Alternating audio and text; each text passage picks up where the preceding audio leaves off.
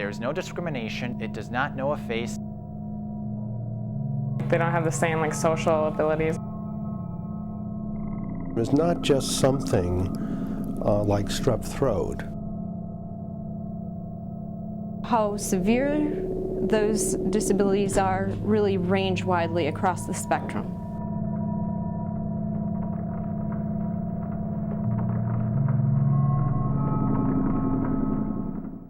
Autism is what is considered a social awareness disorder. It's a mental disability that impairs a person's social awareness and communication. Autism is classically defined by three characteristics. It's defined by difficulties in social interaction. It's defined by difficulties in social communication. And it's defined by what are called restricted interest or stereotyped behavior. Autism, for me, is three disabilities in one.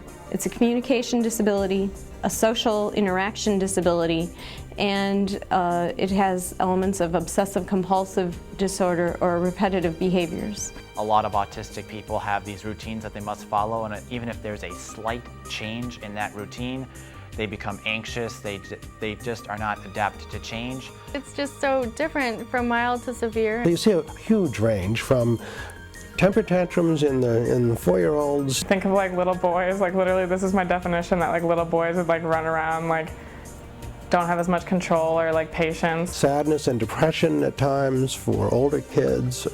You certainly see anxieties. I believe this fixation on repetition has a lot to do with why some autistic people, including myself, were into game shows as children, because they follow the same procedure every single episode. Wheel of Fortune, what do? They spin the wheel, they call a letter, it lights up in the puzzle, they repeat the process. T. There are 3 T's. Right. Jeopardy, they call out a clue on the board, it comes up, they ring in, they answer, and they do it again. And who is Dan Aykroyd? that's good for $1,000. Body parts for $200. You have low functioning cases where it's very apparent that there's something wrong, to high functioning cases where you can't really tell. There are a number of other ways of defining that beside just the diagnostic characteristics. And the one that I especially like the best is to look at, and I'm looking at it from a psychological point of view, that is a disorder that is characterized largely by difficulties and limitations in empathy. Empathy being the capacity to really read and respond to other people and their subtle emotional and social and sort of intentional kinds of things going on. Autism, for me, I look at it as the fourth wall. The fourth wall is a term which describes the imaginary barrier between the actors on a proscenium stage and the audience. It is obvious that the audience can see the actors and vice versa. The actors pretend that the audience does not exist. Autism, like the fourth wall, is this barrier of communication. It can be a frustrating experience because for autistic children, they will sometimes pretend or imagine that their parents or other people do not exist. They're not understanding their peers, and their peers aren't understanding them, and it's like they need an interpreter. It has risen so rapidly and so quickly that people even talk about the epidemic of autism.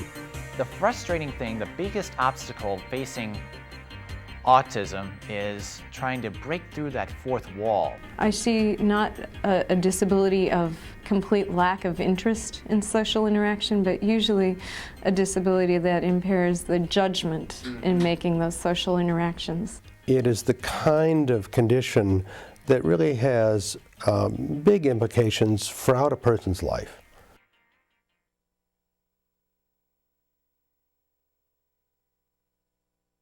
The behaviors that I remember growing up, my biggest problem was competition. I would get very anxious. I felt I had this need to win. I had this need to be on top. So you get a lot of behavior problems and a lot of temper outbursts and so forth when the fit between what the child needs and what the environment offers isn't a good match. One time I got angry over a poor test score, and I remember banging my head on my desk, and I ended up with a pretty nasty bruise for a couple days, and that wasn't a pleasant experience. We got into, does she do this, does she do that? And I realized she wasn't pointing when she was 3, and she was taking my hand and putting it on other things and to tell me what she wanted or if she wanted me to play with something. I had a 6th grade student who had never really invited any friends to his home, and he waited till like the day before Thanksgiving to invite a whole bunch of classmates to his house for Thanksgiving. Some of the images we've had going way back are these children who are very withdrawn, are very internally focused. A lot of parents have described autistic children where someone goes in and robs their soul or takes it away from them. It could be that I really want to make friends, and so I run outside at recess and I'm tagging everyone I know, or I'm doing something and they're going, why are you doing that to me? You can see behaviors that look to others like being obsessive. For games, I would always choose the same character. For example, in Super Mario Kart back in the Super NES days, I would go with Mario or Luigi a lot. Some other behaviors that were less subtle was coming up with all these random statistics that had little to do with class discussion, just remembering these trivial things, and I still remember a lot of them. He remembers like everything, and he will like, you can have a conversation with him about something like you're totally like in the dark about, but you know you used to talk to him about it, and he'll just like bring everything back, and you're like, yes! I didn't even need to have a diary because I have Mike Peden, and it is awesome. You can get really good at one thing, like their mind works in a totally different way, which is really cool. You really see a wide range of just human emotions that have their particular expression for that person who happens to also have autism.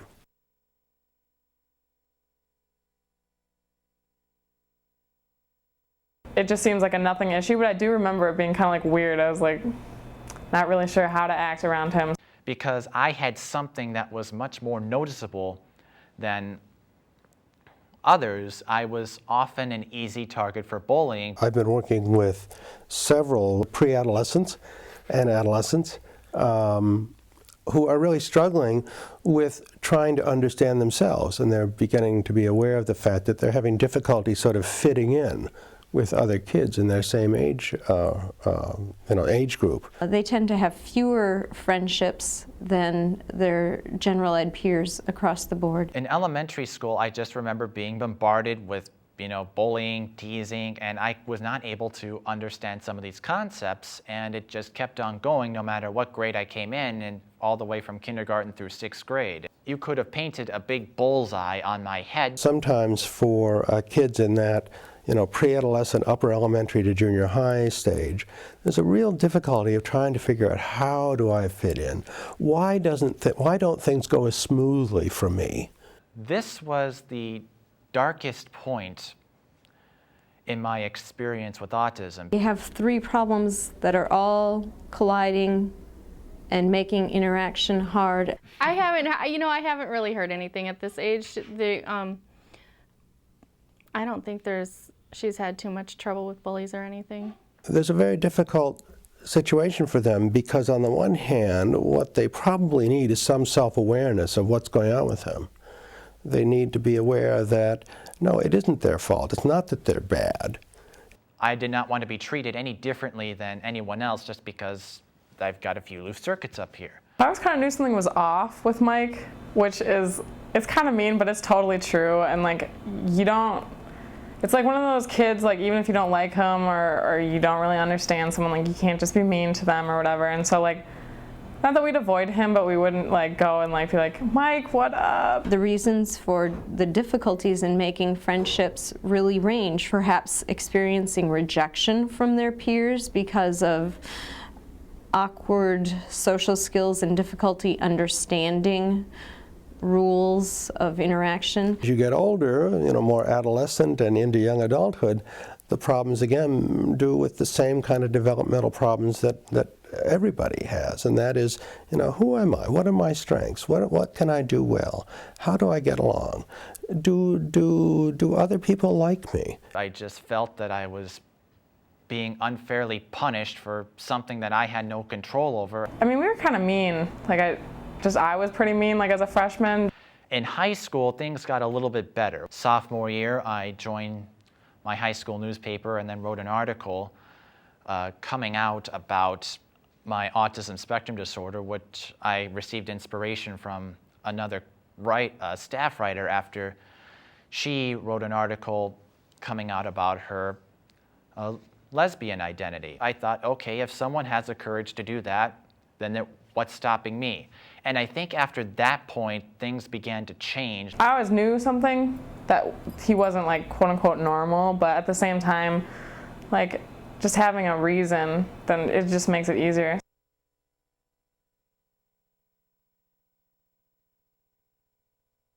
I've seen people struggle that like they just can't get over the fact that you need to really be direct, and it's hard, and it's really hard to say, because it's not what you do in society is say, this is what I don't like about you and you need to change it. Now, the most difficult aspect, it goes back to what I said about the fourth wall, is the fourth wall is an imaginary wall, and with autism, you can't see it. You can't go out there and just randomly find someone and say, oh, yep, they have autism. No, he doesn't, she does, she doesn't. How each student is perceived is really unique. Because at first, like, you kind of just look at him and it's just normal looking kid and it's fun, and everyone says hi to him in the hallway. It's like night and day, because she has a full range of speech now. She's really caught up with her peers. She's mostly a normal kid, typical kid, and she just thinks a little bit differently and has a little bit of problems sometimes socially. Gently, and it pops up in a second. You see, like that. Wow. I have students across the autism spectrum. So I have students who have very limited interaction with their general ed peers, and then I have students who are in the general ed setting all day. There are some children and adolescents and young adults who, if you see them and just watch them spontaneously, I don't think anybody would ever know. So I worked and I got a super because I got the answers right. And I've had to find myself explaining to others just what it is. A lot of people have told me that they did not know I had autism until I told them in front of their face. He told me one time that you need to just like say exactly how you feel about him, that like sometimes he doesn't pick up on certain social cues. And so I finally just said, like, look, this is weird when you do this, and this isn't okay, like this isn't how I operate personally. So now like we really get along, and that's really cool. It's mostly other people's opinions of it. I tend to get some people that don't even know what to do, and so they won't interact with her at all, and other people treat her as she's a typical kid, which also has its problems too, because she's really not. It's all the same developmental issues that kids have at that age, but they're accentuated by the difficulty that the child has with functioning. I remember people at my high school, like, I'll be like, oh yeah, I'm gonna go hang out with Mike Peden, and you'll kind of get like the look like, okay, and then that's hard, because it's like, that's my friend, like, don't talk about him like that, but you can't like snap, because you know you were in that same position. The world can just become overwhelming in its demands of you, and all of this is processing at the same time that you are trying to do all of your daily life activities. I think having the disability, like, really, it's hard, because you can't just come out and be like, I'm autistic. Like, that's not really how you introduce yourself to someone. It's still a very hot topic because of the complexity of the disorder. You have to think about all of these things at the same time, when for somebody who doesn't have autism spectrum disorder, those things just naturally roll together and you don't even have to think about it. I could just see like the struggle in like when to tell someone and how to tell someone, and then like also helping them along that path, because it's like every new person you meet, you're going to have to go through that same struggle. For some people, the most difficult aspect is just learning to accept what's going on, learning where the limits are. Because maybe you'll just like pass a boundary that you probably shouldn't pass or something, and then But if I would have just known that, then I would have just been like, oh, no, you can't say that. You can ask them questions about boundaries. Like, I've learned a lot about boundaries. If they're not affected by it, they're not likely to, they're not going to research and look it up unless they have to do it for a project, because it carries no relevance in their lives. When they found out that I had the diagnosis, which was in 1991, and when people heard of autism, they thought, oh, Rain Man, because of the autistic savant character that was played by Dustin Hoffman. Shakespeare wrote over 150 poems in this 14-line. What is a sonnet? What is a sonnet? You got it. Do you know how much the square root of 2,130 is? 46.15192304. 2304. The savant characteristic, while there, is not a defining characteristic. It certainly makes for good movies. They thought, oh, he could remember baseball statistics from the 1950s. It's hard to define what like a mental disability is. Like, that's such like a hard word, and that's like something you're gonna have to deal with your whole life. What that really shows, though, is the power of an effectively done movie. If you can show me a story of somebody's life, of somebody's experience, that's going to convey meaning and understanding more than just the textbook definitions.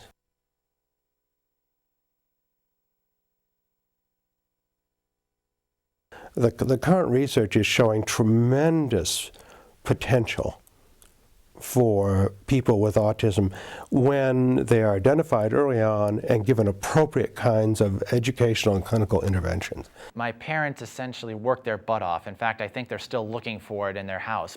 She was about 18 months. I kept telling the doctor, you know, she's not quite talking yet, she's not talking, and basically they didn't send me anywhere else until she was 3. It was almost kind of, okay, good, there's a place to start. It wasn't, she is who she is, and she wasn't a different kid then. She was just, there was a name for it. I think after like I really knew that like specifically what kind of his deal was, like why he was how he is, like, you know, understanding, like I felt like a lot better about him, like I could be a lot more patient. So early intervention, early identification, and therefore intervention is absolutely critical. So what they did, they took intervention processes. They had me in occupational therapy just to help me become more communicative with other people. She went to early childhood special education right away. She was 3 years old. She started that just after she turned 3. And when she was 4, we started speech therapy and occupational therapy. And the work that somebody like me does is to focus, obviously depending upon the age of the child and so forth, but focus on helping that individual person. I see my job is to help each student individually become the best that they can be. And a lot of that is straight up in academic skills, reading and writing and math and functional applications of those skills so that they're prepared for what comes next. A lot of my work is helping parents to both understand and be able to manage what's going on with the child. And when I say going on with the child, I don't just mean behavior at home, but also to work with schools, and I will work with schools and teachers. The school system and the medical system don't talk to each other, so you kind of have to go through the system, each system individually, and then make sure that, you know, pass the notes back and forth. I'm also focused on communication and social interaction skills that are also building blocks to greater development. I sometimes talk with parents about the idea that there's this sort of balance between two competing needs. So on the one hand, learning who you are, accepting who you are, accepting your strengths and weaknesses, and becoming comfortable with who you are. The opposing set of needs, which is in conflict, is working to be a better person, working to improve your skills, working to be the person you want to be. The student with autism needs to know, oh, here's a different way to get the same social interaction that I want. Here's the way that other kids are doing it. In high school, I had a speech therapist who would come in and we would talk about situations. He would observe me in a classroom setting, and then he would go over some red flags with me that once I figured out, once I was told that, I figured out that I was doing it, and I came to note that, okay, I have to work on this. I think it would have just been more of like a normal, like, oh, this is just how he is, instead of like kind of like, what's his deal? Like, why is he doing that? Or like, why would he say that? It's hard for parents, sometimes for teachers, sometimes for the kids themselves to find that balance of how can I be comfortable with who I am while also working to improve how I function, how I do. I feel like I'm able to shape and form and help people be the best they can be at a younger age so that they can take that with them and have those experiences grow with them. And while there is no direct medical treatment for autism, that last area is this tremendous growth in understanding about brain-behavior connection.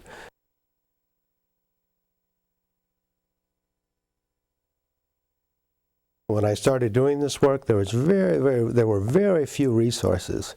At that time, there was a very limited spectrum of what autism, on what people thought autism was. I didn't really know anything, like probably just, you know, little kids, like they call each other retarded when you're little, and like you don't really like have a concept of what that means. All of this has changed. There are typically, in fact, always, as far as I know, every school district has autism specialists. Children and adolescents with autism are no longer just segregated. I've had no students who've made no friends at all, or who've had no engagement with peers. What I want people to know is that the attitude you take to it is a choice that you have. My parents did not want to give in to the status quo and just assume, oh, this kid has no future. Yes, this is a lifelong disability, and it can be a profound disability, or it can be at the mildest level a profound difference. Just like infinite patience and like communication, which is, it's trying, but I mean, if you want a relationship with someone with a disability, that's what you got to do. If you are honest and are comfortable with telling your story, you are going to open the minds of a lot of people who otherwise may never have been exposed to autism. There's some recent writings that really talks to the idea about how autism actually may teach us a lot about just typical development. I think what would surprise people most about my students with autism is really how socially engaged they are. They certainly desire to have friends and are engaged socially with their peers. Once I wrote the article and had it published, again, people were coming up to me. People have been appreciative of the fact that I'm willing to take a risk and go out there and say that I have it. Mike has taught me a lot just about like things that most of my friends don't know about or have any interest in. Most are very supportive. I mean, if they know her, they're like, oh, okay. You know, it's not a really big deal. Most other parents that have kids with special needs are really supportive and don't say anything about it. And other people that I've told are just like, oh, okay. You know, I've had some people actually, I've had more problems with family members freaking out than you know, strangers on the, or people that I just am with at work. I think we know that people with autism, even sometimes those who look very, very disabled at a younger age, are able to lead very productive, very independent lives. I've been able to overcome these things, and 1991, when I received the diagnosis, there were people that said this guy was never going to do this. He was never going to be independent. He would never go on to college. He would have to live under supervision. High school graduation was another big event for me, commentating basketball games. Here she comes. Here's to you, Mrs. Robinson. Couldn't capitalize there. Here comes Carol. She weaves her way through a double team and gets the layup. Developing skills in journalism and video editing are just all these things that have proved to everyone that I can live independently, I can function. Yeah, I've got some issues, who doesn't? It's a different kind of friendship. So I think I've just kind of learned to like appreciate all different relationships. It doesn't mean that you don't have joy, that you don't experience passion that you don't have. Even if there's social interaction difficulties, there's still love, there's still desire to engage with others. One thing I would just love to go is to go to those skeptics and just come, or tell all those people that thought I couldn't do this, that said no, and just ask them to kiss my ass. They were the ones that said, this kid doesn't have a shot, and I proved them all wrong. And I think that has been the most fulfilling experience I have had in dealing with autism. The message has to be one of optimism. This is not a disorder that used to be thought of as sort of an endpoint. I think it's just taking it all in stride. That's the important thing. Just go with the flow and treat your kid like they're normal, because they are. I control it, it has no control over me.